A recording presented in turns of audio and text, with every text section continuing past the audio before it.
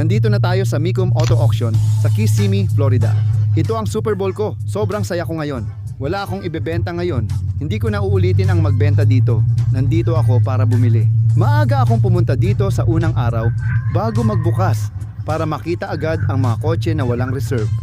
Dahil sila ang unang ipapakita. Nakakuha ako ng magandang deal last year.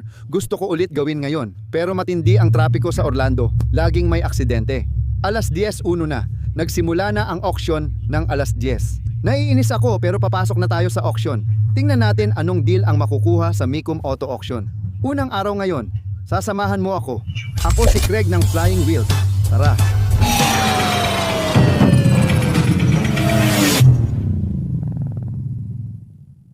Ayoko nito. Masama agad simula ko, kaya kailangan kong alisin ang laman ng trailer at iparada ang truck.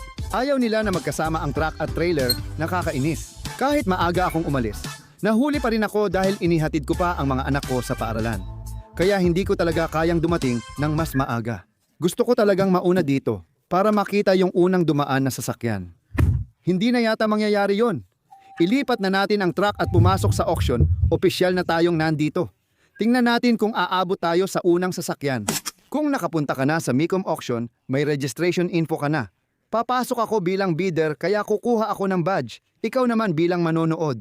Pwede kang pumasok bilang tagapanood lang at panoorin ang auction, pero hindi ka pwedeng umakyat sa entablado, hindi mo rin pwedeng lapitan o tingnan ng malapitan ang mga sasakyan sa auction block. Bilang bidder, may full access ka at maliit lang ang dagdag bayad para sa bidder badge kumpara sa spectator pass. Taon-taon akong pumupunta kaya kumpleto na ang record at mga cheque ko sa kanila.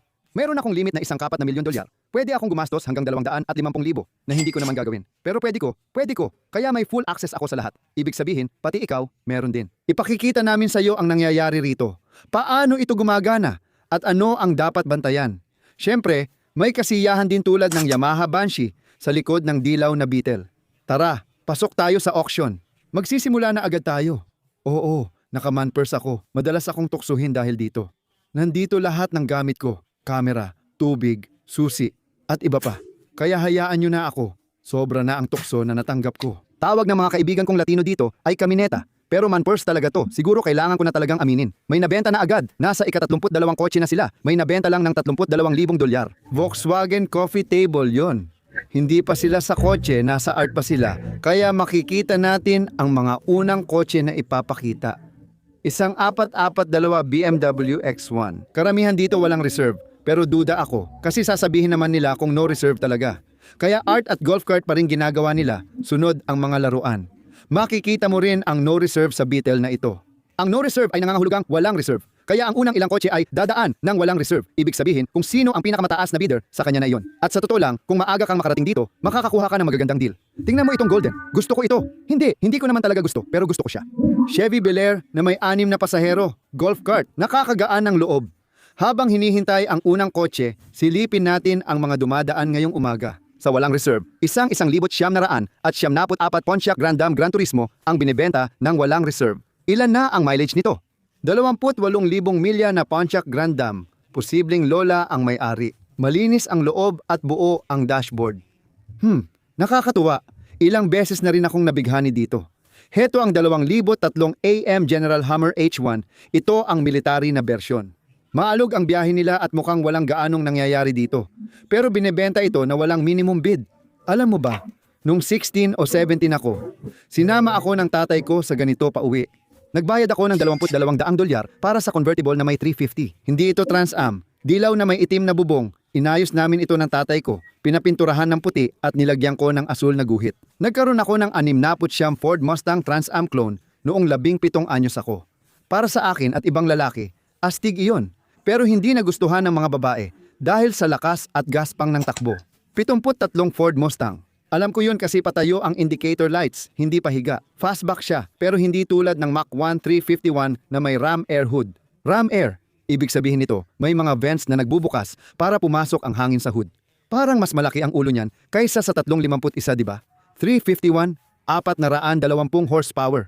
Wow, wala pang 1,000 milya mula nang ma-rebuild. Ano ito at bakit ko gusto? 2,000 thoroughbred stallion, ngayon ay Volkswagen thing. Pump quiz. Alam mo ba kung saang Adam Sandler na pelikula lumabas ang Volkswagen thing? At nakakatuwang fact, kapag nabangga ang mga ito, tulad ng kung maaksidente ka, lahat ng mga piraso nito ay natatanggal. Kapag naaksidente ka, lahat ng piraso ay lilipad kung saan-saan. Sa totoo lang, gusto ko talaga ito. Isang napakalinis na Chevy Avalanche. Pero sa totoo lang, hindi naman talaga ganoon kalinis. Mukhang malinis sa ilalim ng LED, pero kupas na ang pintura sa guhit. Natutuklap na ang double-sided tape. Chevy Avalanche ito na may 66,000 milya at luxury sport na tela ang loob. Wala rin namang kakaiba dito.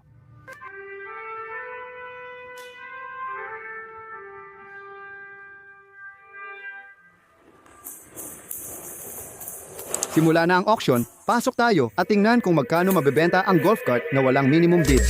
Jimmy, ang saya makabalik. Parang gumagaling ako tuwing nilalaro natin to. Parang 6 na buwan lang mula nung huli tayo dito. Woo, laro ulit! Sino sa inyo ang gustong ulitin ng laro?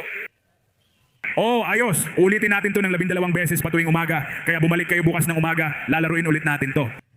Dadaan na sila sa mga anunsyo. Mahalaga itong pakinggan dahil dito ibibigay ang lahat ng detalye tungkol sa pagbid o pagbebenta. Kung nagbebenta ka ng kotse, pwede kang sumama sa auction block kasama ang auctioneer.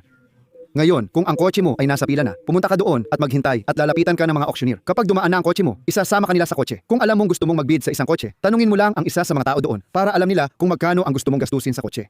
Kunin mo ang atensyon nila. Sisiguraduhin nilang ikaw ay isang bidder kapag handa ka na. Nagbibigay din sila ng transportasyon. Kung bibili ka ng kotse dito at kailangan mo itong ipadala sa ibang lugar, tutulungan ka nila sa pagpapadala. Tandaan, lahat dito ay pula. Ibig sabihin, as is. Walang garantiya na ma-inspeksyon ang sasakyan bago bilhin. Alam mo kung ano ang binibili mo. Siguraduhin mong alam mo ang binibili mo bago tumayan. Kaya yung unang golf cart ay dekuryente. At ito ay mula pa noong 1960. Dekuryenteng golf cart, 1960. 10 pasahero, walang minimum na presyo. 2. $2,000. 10 pasaherong golf cart, 1,000 do. 1,000 piso. 1,000 ulit. Grabe naman. Ang bagay na yan ay parang bago pa noong 1960. Mabebenta yan ng $2,000, hindi 2,500. 3,000 na tayo ngayon. 4,000. Wow, tuloy-tuloy pa rin. 20-21 Royal Enfield Dual Sport Bike para sa 22,250. Pakiramdam ko sulit na, yon, dagdag pa ang 10% bayad ng bumibili. Kaya may dagdag pa kami. Oh, 250 piso pa. Ibebenta namin ito. Nasa 2,000 piso sila ngayon. Nasa 2,500 sila. Nabenta sa 2,500. Kaya parang 3,000 na yon. Kung, tuloy pa ang bidding. Hindi nila nabenta. Pero ngayon, tumataas na ang Goldwing, walang minimum bid din sa Goldwing na yon, nagsisimula sa 2,900. 15, walang minimum bid. Sa tingin ko, aabot yan ng 2,500. Hula ko lang yon, nasa 2,500 na sila ngayon. Paminsan-minsan, dumadaan din yung Beetle na walang minimum bid. $3,000 sa 2,500, $3,000. Ibenta mo na. Oo, nailagay na ang pool ngayon kaya wala talaga silang nakuha na bid doon. Kaya mula 25, bumaba ito sa 2,000. Ngayon, may mga bid na silang $2,000. Kailangan mong mag-ingat sa shield bidding. Ang shield bidding ay kapag tinaasan ng auctioneer ang presyo mo dahil kahit walang reserves, dapat pa ring maabot ng nagbebenta ang isang presyo. So, nasa $2,000 na ba ngayon online para sa Goldwing? Nabenta na 22. Nabenta ng $2,200. $10,000 at 5. Ibebenta nila ito? Maganda na ang presyo. Pakiramdam ko, super Beetle rin yan. Ibenta mo na. Interesado talaga ako dito. 5.7 Speed Racer Mach 5 replica ito at ang ganda ng pagkakagawa. Hindi ko talaga malagyan ng presyo. Babayaran ko lang kung magkano talaga ang halaga ng isang C4 kaya titingnan natin ang mileage. Titingnan natin kung magkano ang halaga ng isang C4. At hanggang doon lang ang itataya ko. Walang impormasyon tungkol sa kotse na ito kahit saan hindi ko mahanap ang anumang impormasyon base sa bin na yon. 1976 na Corvette Speed Racer Mach 5 replica. Tinatayang $120,000 ang ginastos sa paggawa nito. Mukhang hindi natin ito makukuha sa presyo ng isang C4 Corvette. Ngayon, seryoso na tayo. Kamusta? Kamusta? Magandang umaga. $10,000. Yoho, $10,000. Salamat, 15,000. $10,000, hindi 15 ang taya. 20. Sa tingin ko, walang pera dyan. May magbibigay ba ng 20,000? Naghahanap siya ng mga mag-aalok. 20. May pera sila, $20,000, $25,000. At 25,000. May tataya pa sa 27. 25,000 walang benta. At para sa mga interesado, yung 1,970 Old Scottless Supreme Convertible ay 442 clone, 40,000 agad. Itong Star Trek Discovery Slingshot, kakaibang disenyo, binebenta. Walang minimum, kaya gusto kong makita kung magkano ito mabebenta. Ipinapakita ang Star Trek sa mga gulong. At may West Coast Customs na sticker. Sticker lang ba yon O talagang West Coast Customs ang nagdisenyo niyan para sa isang tao? Sa totoo lang, oo. Mukhang totoong West Coast Customs slingshot yan. Mayroon silang buong video tungkol dito na may 110,000 views. Ang West Coast Customs ang gumawa ng fully customized at Trek-ified na Polaris slingshot para sa bagong season ng Star Trek Discovery sa Columbia Broadcasting System. Kaya ginawa talaga yon ng West Coast Customs para sa palabas na Star Trek. At mukhang may manual transmission din ito. Nakakahiya kaya pumarada sa isang car show gamit yon o astig kaya sa car show. Sa tingin ko, kailangan mo ng plakang nagpapaliwanag kung ano ang ibig sabihin ng kotse, ang kwento sa likod nito, at kung paano ito ginawa. Kapag ganun, mas astig na siguro. Kaya meron tayong MR2 na tumatakbo ngayon na binebenta sa 6,000 at 500, tapos yung Avalanche. At pagkatapos, yung Slingshot. Yung Avalanche ay nasa $13,000. Sulit na yan at sobra pa para sa truck na yon. Luxury sport cloth interior lang siya at hindi rin siya perpekto. Grabe, $13,000. $8,000 medyo patas na presyo na yon. Sa totoo lang, maganda na ang presyo ng Slingshot, $10,000, sobrang sulit. Natutokso talaga ako, lalo na't 11,000 na pagkatapos ng bayarin. May bid na rin na 11,500. Sobrang mura nito. Wow, pinapatay ako ng sasakyan na to. Di ko alam bakit gusto ko ng kakaibang kotse. May manibela, shifter at legit na kotse. May foot pedal para sa gas at preno din. Parang spaceship to. Ano kaya to? Jetsons na Jetsons talaga. Pagkatapos, Mach 1. Siguro Mach 1 lang. 73 Mach 1. Nasa 14 ito, pero gusto kong malaman presyo. 12,000, mas mataas sa inaasahan ko. Kung matagal ka nang nanonood, alam mong mahilig ako sa mga deal, kaya tipid ako at ayokong gumastos ng malaki, kaya mababa minsan tingin ko sa presyo ng kotse. Sa ganitong paraan, nababawasan ang sugal at risk. Kapag nakuha ko ito ng mura, pwede ko pa itong ibenta at kumita kahit kailangan pa. May mga magandang deal dito, pero may mga tao at nagbebenta na sobrang taas ng presyo. Kaya ingat sa peking bid at sa mga tumutulong lang sa seller para tumaas ang presyo. Heto, may Hemi Cuda 446 pack. Walang reserve, pero sobrang dumi at hindi nilinis bago dalhin dito. Ang weird nun, nasaan ang nagbebenta ng kotse? Dapat nandito siya kahapon para linisin yan. Walang dahilan patakbuhin yan na walang reserve sa ganyang kondisyon. Ngayon, may mga taong kinakamot ang pintura para magmukhang maayos, pero nilalagay lang nila ang dumi at baho sa kotse. Ginagamit pa uli ang maruming basahan sa iba pang sasakyan. Patuloy lang nilang kinakamot ang pintura gamit ang dumi mula sa kotse na to. Nakakatawa talaga. Akala mo perpekto lahat sa mga plastic na car auction, pero ang kotse na to ang dumi at yung instrument cluster nasa sahig pa, hindi nakakabit. Hindi lahat ng kotse dito ay perpekto, kaya siguro day 1 car lang ito, hindi pang supercar Saturday. Hindi ko pa naririnig tumakbo ang Humvee na to, kaya di ko alam kung umaandar talaga. Walang naglalagay ng pera sa Hammer na yon ang 10,000, pero may nagbid na pala ng 5,000. $8,000. Di ko alam kung gumagana pa yan. Hubad na. 7,500. Yung 446 pack Huda, 1 minuto na lang. Pero tingnan mo, linis ng bawat 3,500 pickup dually. Gusto ko yung interior. Naka fifth wheel package. Ang laki ng makina. Mukhang manual transmission. At 3,500 big block. Siguro 454. 20,000. Sa 440 Kuda, may 220,000 milya na ang truck, pero maganda pa ang kondisyon. Sa Kuda, 24,000 lang. Yung 26,000 na benta na. Pero panoorin muna natin ang truck bago ako lumabas. Ibebenta ito ng 6,500. Gusto ko panoorin yung right-hand drive Fair Lady Z na dumaan. Nagkaroon ako ng itim niya noon at yun pa rin ang paborito kong kotse. Manual na may T-tops. Makikita natin yan mamaya habang nandito tayo. Tingnan natin kung anong dadaan mamaya. Hindi pa ako nakalibot, kaya interesado ako sa mga dumadaan ngayon. Repainted na Ford Mustang ito. Hindi ko gusto. Pangit ang pagkakapintura, pero may Ferrari tayong dadaan na walang reserve mamaya. Ito naman ay isang 1,900 at 84 Pontiac Firebird Custom Coupe.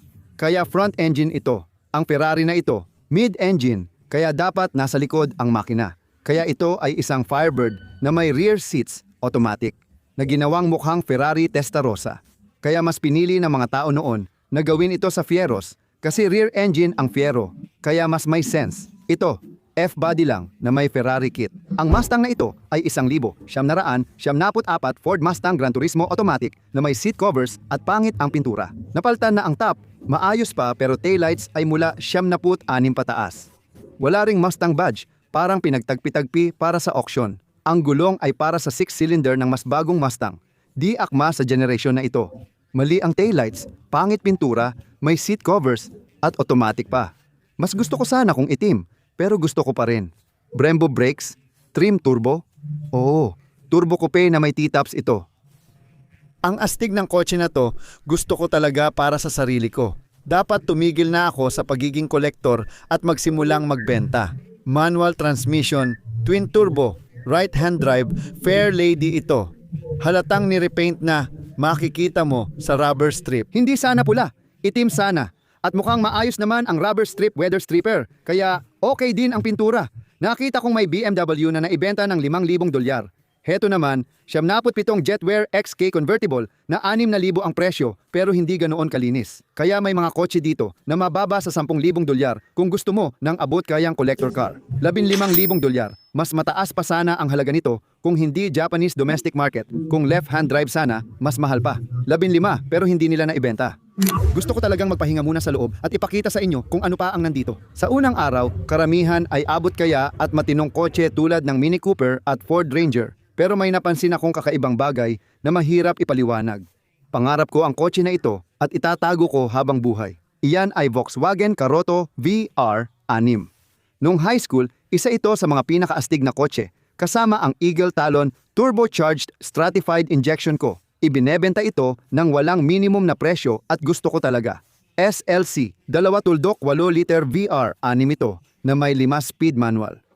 Grabe! Gusto ko talaga ang manual transmission ng ganitong kotse. Ang lupit ng takbo nila. Maalog sila at may problema sa kuryente. Pero astig pa rin. Nandyan pa rin ang original na floor mats. Ay, magbibid talaga ako dito. Ang problema kasi, nung high school ako, ang tatay ko binibili lahat ng gusto niya noong high school siya. Ngayon, nasa 60 na siya at may pera na sila. At talagang ginagastusan nila ang mga bagay na gusto nila noong high school. Pinagtatawanan pa namin sila dati dahil doon. Ngayon, nasa edad na ako na kaya ko nang bilhin ang mga kotse na gusto ko nung high school ako. Kaya wala akong nakikitang muscle car dito. Hindi ito isang 1,700 at 70 Ford Mustang Mach 1, kundi isang 1,700 at 70 Volkswagen Karoto VR6. Hindi ako kolektor, pero lagi kong sinasabi na kapag may VR6 varado, bibilhin ko. Gusto ko sana ng 7,500, pero alam kong aabot yan ng 15,000. May Jeep Comanche rin, isa sa pinakamagandang jeep na nagawa. Tulad ng Cherokee. Yung 4-liter inline, 6-cylinder, isa sa pinakamagandang jeep na nagawa. Sana hindi nila tinigil ang paggawa nun. Bakit kaya laging gusto kong kotse ang hindi umaandar? Sinabi sa akin na maluwag ang gear shifter at hindi rin nag-i-start ngayon. Kaya hindi maganda ang palatandaan. Ay hindi baterya ang problema. Kasi umiikot lang pero hindi nag-i-start. Grabe, ito pa yung kotse na gusto ko. Binebenta ng dealer pero hindi umaandar. Sinusubukan lang nilang paandarin. May diskarte pa pala para mapaandar. Gusto ko pa rin siya pero mukhang magiging sakit lang siya ng ulo. Sobrang busy ko sa paggawa ng reel kaya nakalimutan kong videohan yung karado. Hindi nila mapaandar kahit dealer na ang nag-ayos sa fuse at paulit-ulit nilang sinubukang paandarin. Alanganin ako ngayon kasi gusto ko pa rin pero hindi umaandar yung kotse. Pwede pa rin nilang itulak at walang may alam, doon man o online, na sira ito at binebenta ng red light. Kung bibili ako online, baka mas magastos pa kaysa sa budget ko at baka sakit lang ng ulo. Binebenta siya as is, California car at walang reserve, tinulak pa nila hanggang 10,000, 5,000. Kung umaandar agad, 8,000 agad bibilhin ko, 10 pa nga kung pwede. Inaasahan ko kasi yon. Akala ng tao umaandar kaya umabot ng 10,000. Kung gumana lang talaga yon, binili ko na sana. Hindi ko masyadong tiningnan at ayokong sumugal. Mabebenta yon ng 10,000, walang reserve. Panalo talaga. Bihira na ako makakita ng ganun sa presyong yon. Sino ba naman ang nakakaalam kung ano ang sira nun? Pero ngayon, kabaliktaran ko na at gusto ng Karotos. At 300 ZX, ito ang henerasyon ng tatay ko. At ito ang gusto niya. Sana nandito siya ngayon. Baka malugi ako sa buyer fee sa truck na to, pero kung mabenta sa tamang presyo, pwede nating bilhin at ibenta ulit para kumita sa dealer auction. Tingnan natin presyo nito. Kunin mo yung van dahil sa mga ilaw. Oh, kaya ito ay isang 14,000 milya na 3X Hummer. Ang halaga nito ay 71,300 sa market min retail. May 26,000 milya ito at 71. Karaniwan, nasa 59,000 hanggang 60,000 ang mga ganito, pero may buyer fee na pwedeng magbawas ng 10%, kaya mga 6,000 hanggang 7,000 din ang gastos, depende sa iba pang kailangan. Ayon sa Carfax, isang may-ari lang at 16,000 lang ang mileage.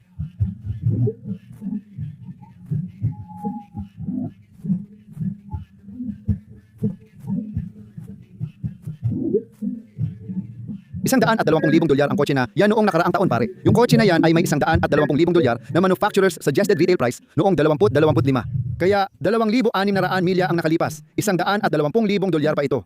Ngayon, nasa $76,000 na lang. Masaya ako na may iba nang nalulugi sa mga electric vehicle, hindi lang ako. Sige, lumayo muna tayo sa hype ng auction block sandali at tingnan natin kung ano talaga ang nasa auction. Katulad ng 66 Ford Bronco Sandrail Dragster na may supercharged straight 6.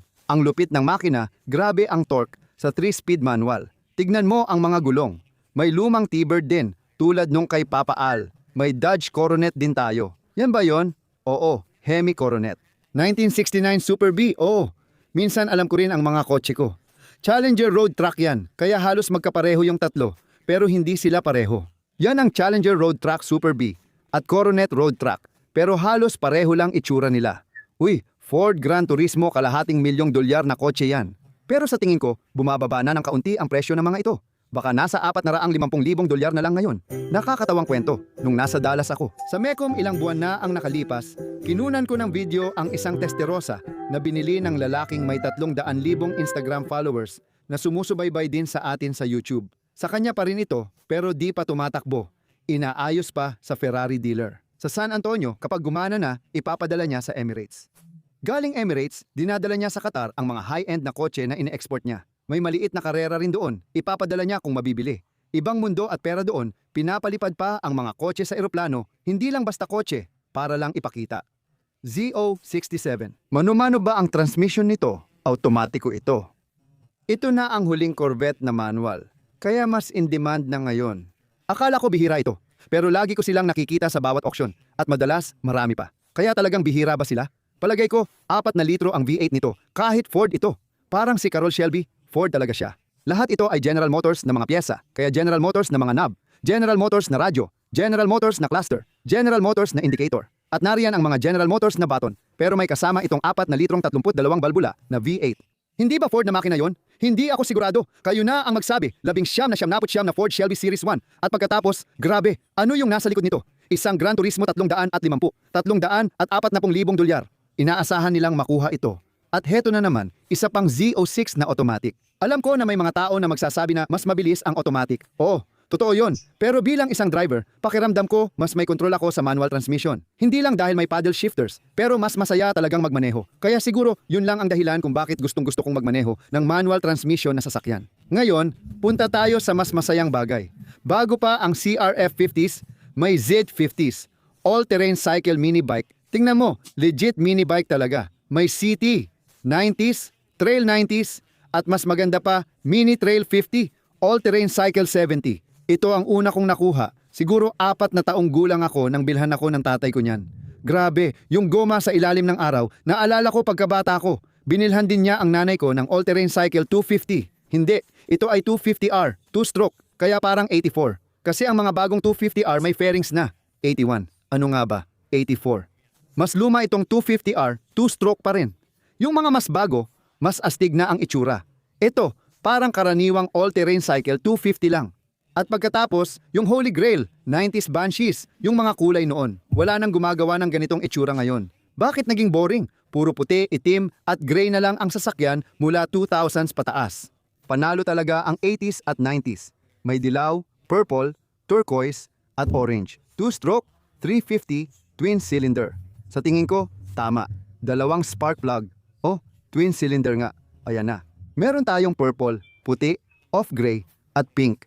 Ang astig talaga ng 90s. Kasalukuyan akong kumakain ng $22 na gyro habang pinapanood ito sa screen at may isang 1976 Chevy Corvette na nabenta lang ng $6,000. Kulay pula. Kung nandoon ako, malamang napakagandang deal nun.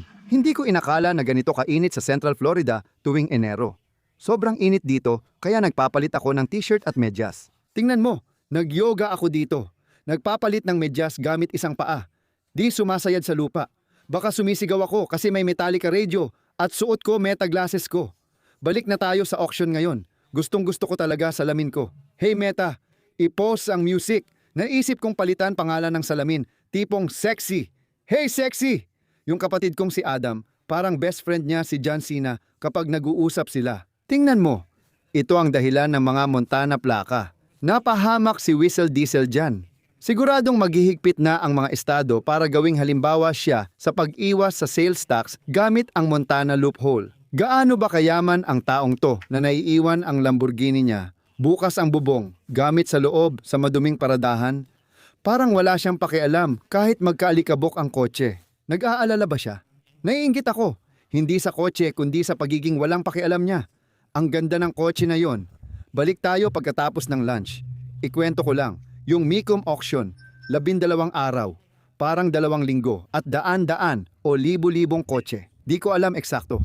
Sana mas direkta ako, pero matagal talaga. Pag weekend, mas magaganda o mamahaling kotse nilalabas kasi mas malaki crowd at pera. Kung pupunta ka ng Martes o Miyerkules ng umaga o gabi, gaya ngayon, madalas may magandang deal. Halimbawa, naibenta ko yung Ferrari ko sa Barrett-Jackson auction ng walang reserve sa 40,000 dolyar. Literal na yun na, ang pinakamurang Ferrari na nakita ko. Tingnan mo yung mga tangke ng Army. Ang astig. Binenta ko yung akin. Yun na talaga ang pinakamurang Ferrari na nakita ko. Kaya may mga magandang deal talaga. Yung bumili ng Ferrari ko, panalo siya. Kasi may nakita akong masira pa sa Bring a Trailer na nabenta ng 70,000. Tinanggap ko ang risk ng pagbebenta ng walang reserve. Kaya hindi ko na ito ginagawa. Hindi na rin ako magbebenta sa Barrett-Jackson dahil kailangan doon ay walang reserve. Sa Mecum, pwedeng mag-reserve kaya nakabenta at may hindi rin akong nabentang kotse. Tingnan mo tong lumang Chris Craft.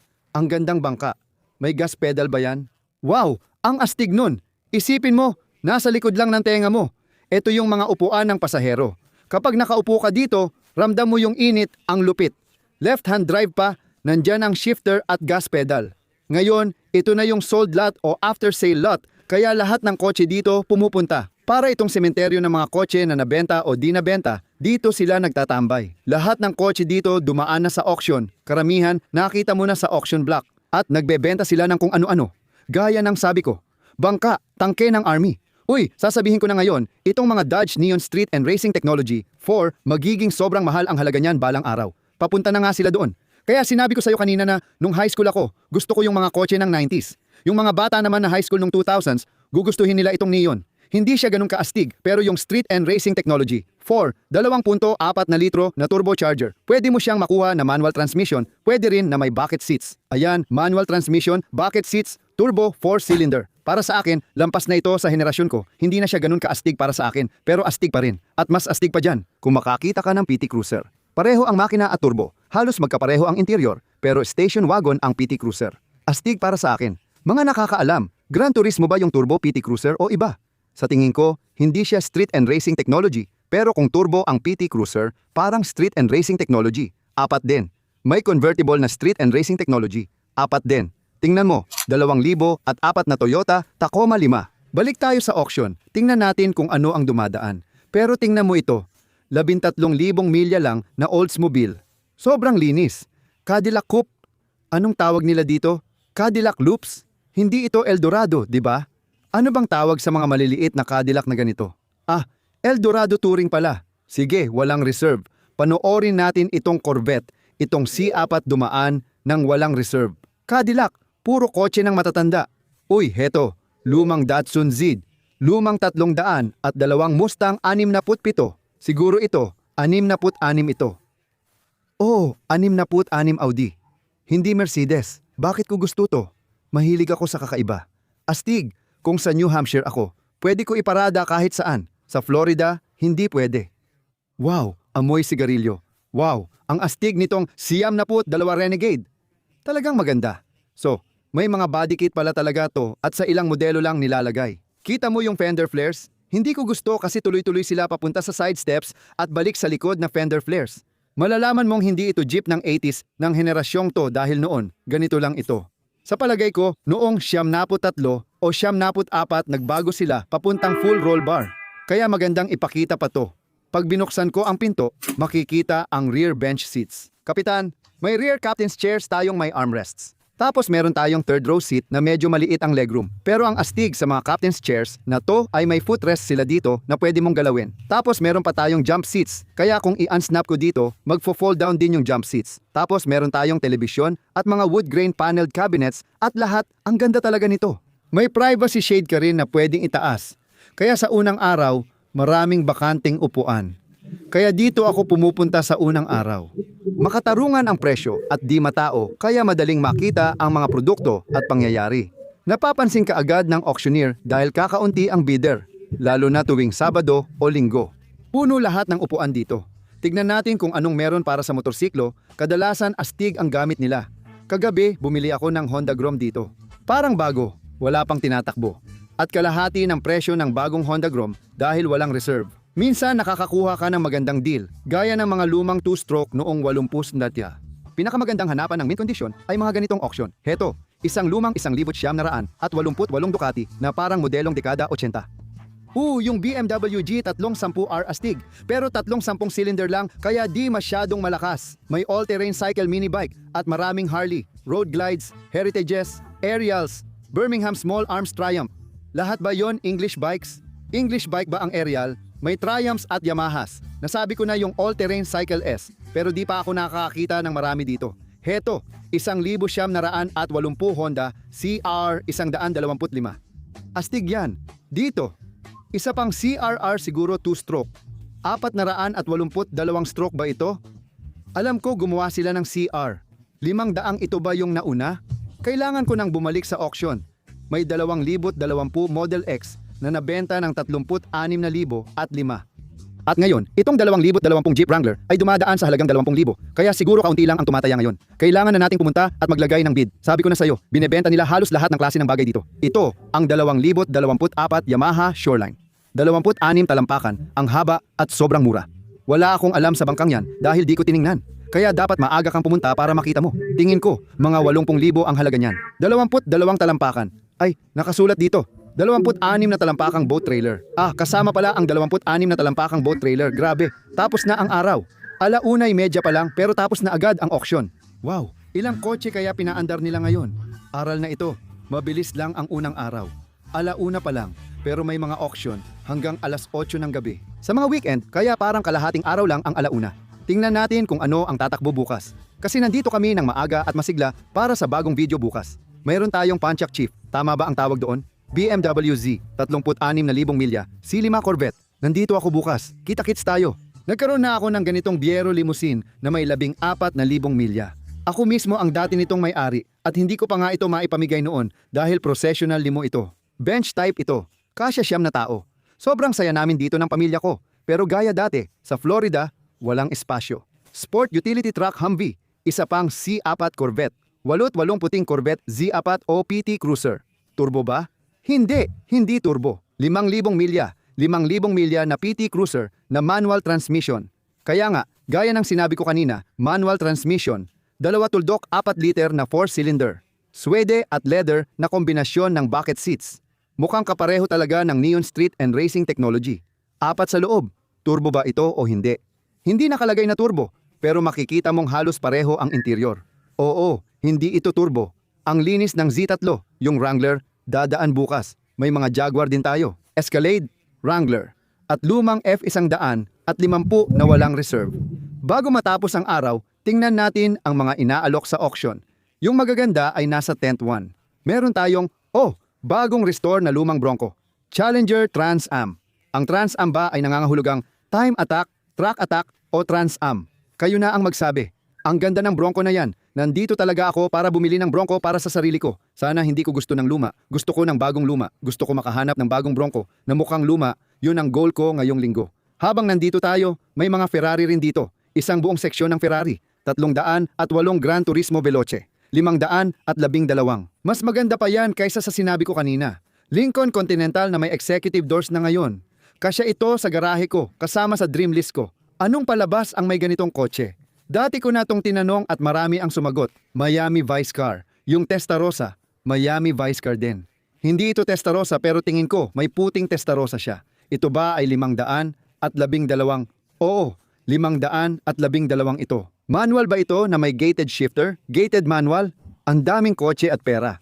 Shelby Daytona, Ford Gran Turismo Chevelle SS 400 at 54 na may cowl induction hood. Itong kotse na ito, 1,900 at 70 ito na talaga ang pinaka-inaasam na Chevelle. May wide oval tires at 400 at 54 engine. Yung 300 at 76 gusto rin ng mga tao. Pero yung 400 at 54 mabigat na makina yan. Tinatayang nasa 2 hanggang 250,000 dolyar ang halaga.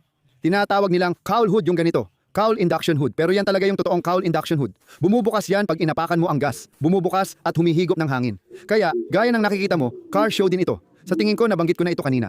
Pwede kang bumili ng spectator pass at maglakad-lakad, panoorin ang auction mula sa stands. Siyempre, hindi ka basta-basta pwedeng sumali sa auction block kung wala kang sapat na pera. Pwede ka namang maging bidder, pero mag-ingat ka lang kung wala kang magandang reserve. Ibig kong sabihin, huwag kang magpadala at mag-bid sa mga bagay na hindi mo naman kayang bayaran. Pero ang ganda talaga ng lugar na ito. Kapag bumili ako ng bidder pass, may kasama na rin akong guest pass. Kaya parang 2 for 1 na rin. Heto ang Bachmann Ferrari collection dito. At dito naman, paano ba siya nagkaroon ng sobrang daming Ferrari? Grabe, pearl yellow yan. Hindi lang basta dilaw. Nagkaroon na ako ng dilaw. Pero yung pearl, grabe. Isang tent puro Ferrari. Pero isipin mo kung magkasunog dito. Ferrari F40, huling Ferrari na walang computer. May nagpe-paint correction pa sa taas. Hindi ko palalampasin ang Ferrari Enzo. So, F40, F50 Enzo. Tama ba ako? Sa tingin ko F50 yan. Tapos Enzo yung isa. Hindi ko kabisado ang Italian sports cars. Ang dami nangyari mula nung pinatay ko ang kamera, mga 2 minuto lang ang nakalipas. 2 tao ang lumapit para bumati at nagsabing gusto nila ang show. Salamat sa inyo, palaging mag-hi lang kayo kasi malaking trabaho ito kaya nakakatuwa na may nanonood talaga. Tapos, isa sa mga sales rep na kilala ko na, siya yung go-to guy ko. Lumapit at tinanong, Craig, may binebenta ka ba? Sabi ko, wala, bibili lang ako. Sabi niya, kung may gusto kang ibenta, sabihin mo lang, bibigyan kita ng number kahit kailan mo gusto. Kaya baka magdala ako ng Corvette. May 04 Corvette ako na may 63,000 miles na baka ipasok ko dito. Pwede ko siyang dalhin sa umaga ng auction, kaya tignan natin. Yan ang ganda ng auction na, may mga tao, tulad ng may Ferrari collection at espesyal na sasakyan na matagal na itong pinlano.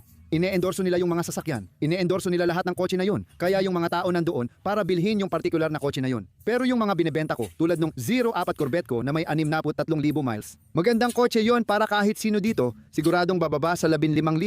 Kaya pwede ko siyang dalhin agad, imaneho mula bahay ng maaga at ipasok sa auction. Sa araw na yon, pwede akong mag-set ng reserve price para hindi ko kailangang ibenta kung hindi mabenta. Paano naging street league yon, McLaren yon, at wala akong alam doon? Nakita ko lang sila sa auction.